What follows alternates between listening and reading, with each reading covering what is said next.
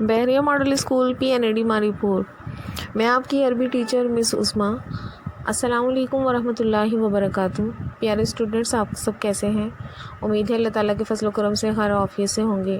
جیسا کہ آپ کو معلوم ہے کہ کرونا وائرس کی وجہ سے تمام اسکولز بند ہیں، لیکن آپ کے اسکول نے آپ کے لیے آن لائن کلاسز کا اہتمام کیا ہے، اور آج انشاءاللہ یونٹ 2 کا پہلا لیکچر ہوگا اور ہم سبق نمبر 1 کو پڑھیں گے۔ امید ہے آپ اس میں ہمارا بھرپور ساتھ دیں گے۔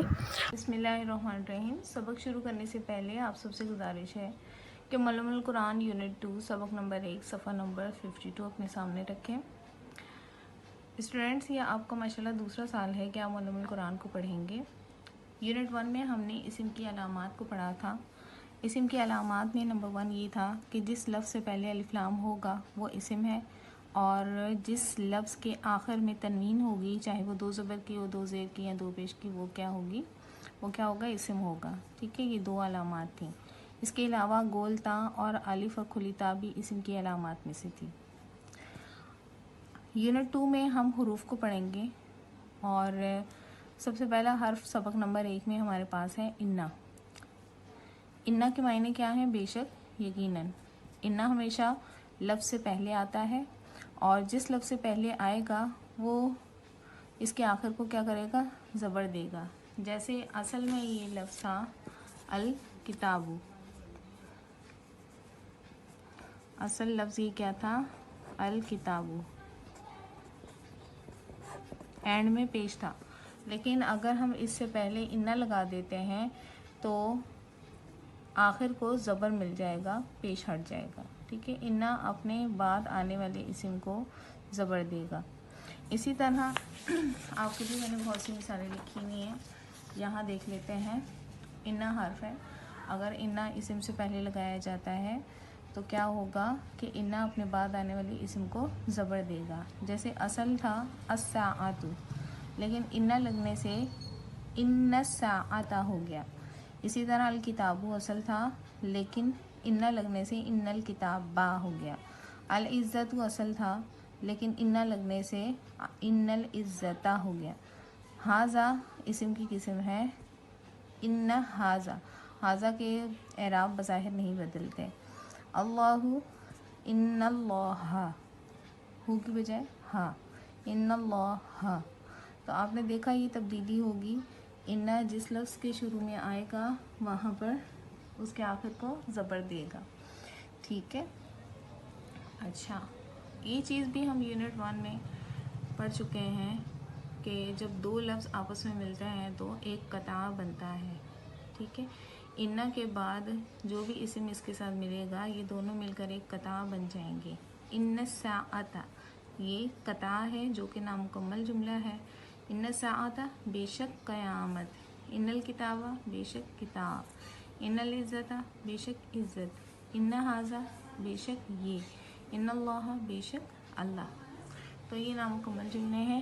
اگر ہم قطعات کا ترجمہ کر سکتے ہیں تو ہم بآسانی انشاءاللہ جملے یا آیت کا ترجمہ بھی کر سکتے ہیں۔ جیسے آپ کے لیے ایک ایگزامپل ہے، ان الساعۃ، یہاں تک ہم نے ترجمہ کرنا سیکھ لیا ہے۔ ان الساعۃ، بے شک قیامت۔ آتیت ان کا مطلب ہے آنے والی۔ ہے کا ترجمہ ہم نے کہاں سے لیا؟ ظاہر ہے اس اسم سے پہلے الف لام نہیں ہے، جس اسم سے پہلے الف لام نہ ہو اس کا ترجمہ ہم ہمیشہ کیا کرتے ہیں؟ ہے کے ساتھ، ایک یا کوئی کے ساتھ۔ جیسے یہاں پر ایک ایگزامپل ہے، الکتاب،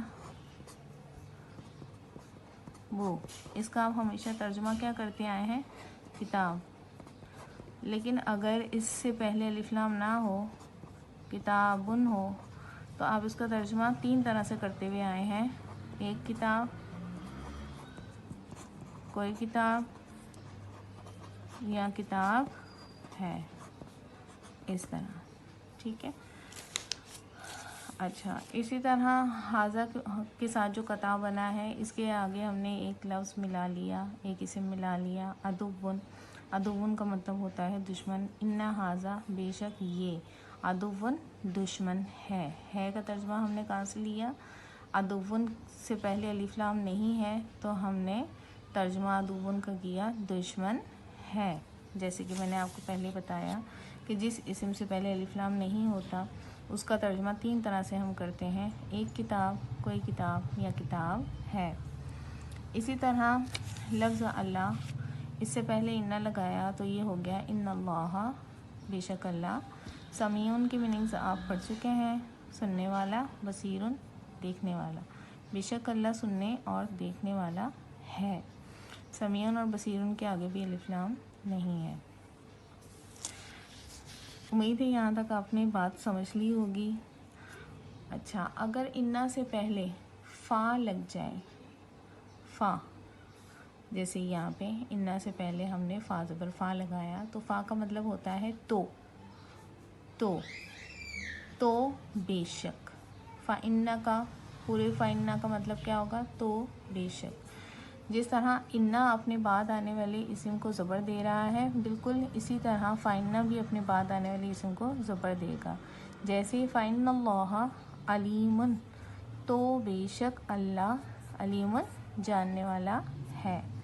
یہاں تک آپ بات کو سمجھ گئے ہوں گے. اب آپ لوگ پیج نمبر 52 نکالیں اور میرے ساتھ جو ہے قطعات کا ترجمہ لکھتے جائیں.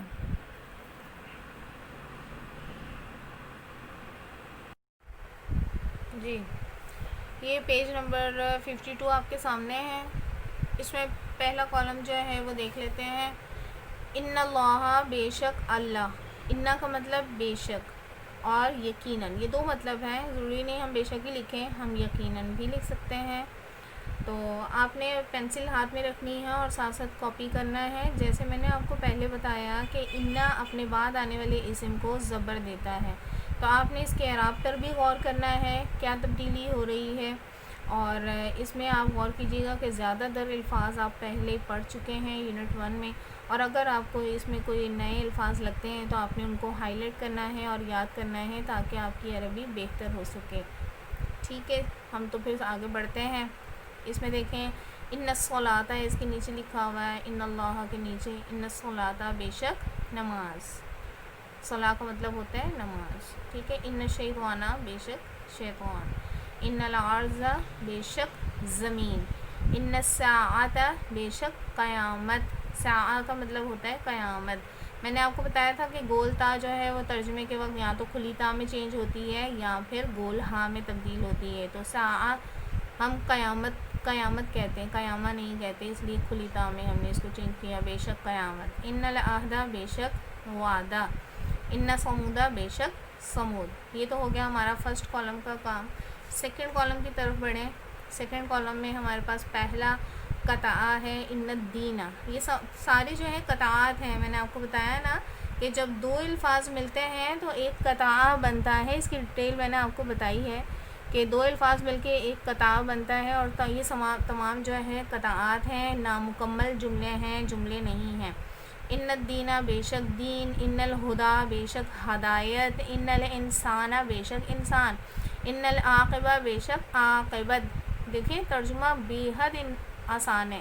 اب یہاں پر بھی دیکھ لیں، کھلی گول تا ہے، اس کو ہم نے کھلی تا میں تبدیل کیا ترجمے کے وقت. عاقبہ کو ہم عاقبت کہتے ہیں اردو میں. اسی طرح ان الخزیہ، بے شک رسوائی. خزیہ کہتے ہیں رسوائی کو. ان ہاذا، بے شک یہ ہاذا جو ہے آپ کو پتہ ہے اس میں اشارہ ہے. یونٹ 1 میں آپ نے اس کو پڑھا تھا. ہاذا کا مطلب یہ، ذالکہ کا مطلب وہ، ہاذہی بھی یہ کا ہوتا ہے لیکن وہ مؤنث کے لیے استعمال ہوتا ہے. یہ سب آپ پڑھ چکے ہیں. تل کا مؤنث کے لیے استعمال ہوتا ہے، دور کا اشارہ ہے. اسی طرح ان یاجوج، بے شک یاجوج. یہ ہمارا سیکنڈ کالم تک کا کام تھا. اب آ جاتے ہیں ہم تھرڈ کالم میں. ٹھیک ہے، تھرڈ کالم میں آگے بڑھیں. یہاں پر ہے سب سے پہلا ہمارے پاس قطعہ ان الشرک، بے شک شرک. ان الشرک، بے شک شرک. ان الموتى، بے شک موت. ان القوم، بے شک قوم. ان الفضل، بے شک فضل. ان السمع، بے شک کان. اس کا مطلب آپ کی بک میں ہوگا، سمع کہتے ہیں کان کو، اور انا کا مطلب بے شک. انا کا ترجمہ آپ اس کے آگے لکھ لیجیے گا. ان ذالکہ، بے شک وہ. یہ بھی اس میں اشارہ ہے. ٹھیک ہے، اس میں اشارہ ہے. اس کے بعد ان فرعون، بے شک فرعون. یہ ہو گیا ہمارا تھرڈ کالم کا کام. آپ ویڈیو کو پاز کر کے آرام سے اچھی رائٹنگ میں اپنے کام کو کاپی کر سکتے ہیں. اس کے بعد آ جائیں 4th کالم میں ان الباطل بے شک جھوٹ، ان العزت بے شک عزت. یہاں بھی گول تا ہے، اس کو ہم نے ترجمہ کرتے ہوئے کھلی تا میں تبدیل کیا. ان الامر، امر کہتے ہیں کام کو، بے شک کام. ان جہنم بے شک جہنم. ان الظن بے شک گمان. ان ابراہیم بے شک ابراہیم. اس کے بعد ہے ہمارے پاس ان قارون بے شک قارون. تو الحمدللہ آج ہم نے یہ پیج نمبر 52 مکمل کر لیا ہے. آپ سب سے گزارش ہے کہ آپ اپنے کام کو کاپی کرنے کے بعد یاد کر لیجئے گا تاکہ آپ کو آگے پڑھنا، آگے بڑھنا آسان ہو جائے، آپ کو عربی مشکل نہ لگے، آسان رہے. ظاہر ہے گریجولی یہ آپ کے لیے جو کتابیں بنائی گئی ہیں یونٹ 1، 2 اور 3، اس میں گریجولی آپ کو سمجھایا جا رہا ہے. پہلے آپ کو الفاظ کے مطالب بتائے گئے ہیں، پھر آپ کو قطعات کا ترجمہ بتایا جا رہا ہے، اور آج ہم نے حرف ان کے ساتھ بننے والے قطعات کو دیکھا ہے، سمجھا ہے، اور اب ہم نے کیا کرنا ہے، اس کو کاپی کرنے کے بعد یاد کرنا ہے. انشاءاللہ نیکسٹ لیکچر میں ملاقات ہوگی. اپنا بہت سا خیال رکھیے گا. اللہ حافظ.